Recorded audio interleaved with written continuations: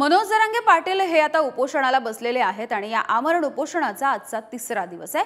वैद्यकीय उपचार घेण्यासाठी सुद्धा मनोज जरांगे पाटील यांनी नकार दिलेला आहे। काल सुद्धा एक वैद्यकीय पथक तिथे पोहोचलं होतं। या पथकाला त्यांनी माघारी धाडलेलं होतं। त्यामुळे आजचा हा तिसरा दिवस आहे आणि 3 दिवसांपासून अन्न त्यांनी ग्रहण केलेलं नाहीये, पाण्याचा घोट सुद्धा त्यांनी घेतला नाहीये। त्यामुळे या 3 दिवसांच्या नंतर आता त्यांना काहीसा शारीरिक थकवा सुद्धा जाणवताना दिसतोय।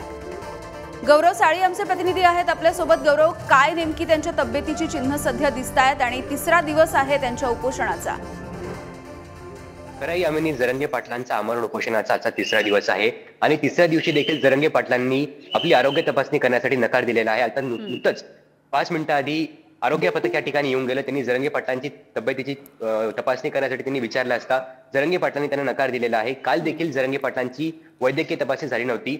आज जरांगे पाटलांच्या आमरण उपोषणाचा तिसरा दिवस आहे आणि जो सगळे स्वराज्याचा जो कायद्याची अधिसूचना काढण्याची अधिसूचना आहे तिची कायदा काढण्यासाठी जरांगे पाटील आमरण उपोषणाला बसले आहेत आणि लवकरात लवकर सरकारने कायद्याची अंमलबजावणी करावी असं जरांगे पाटलांचं म्हणणं आहे। दरम्यान 3 दिवस उलटले तरी अद्याप सरकारकडून कुठलाही निरोप जरांगे पाटलांना आलेला नाहीये किंवा जरांगे पाटलांच्या प्रकृती संदर्भात जरांगे पाटलांची विचारपूस झालेली नाहीये। ठीक आहे।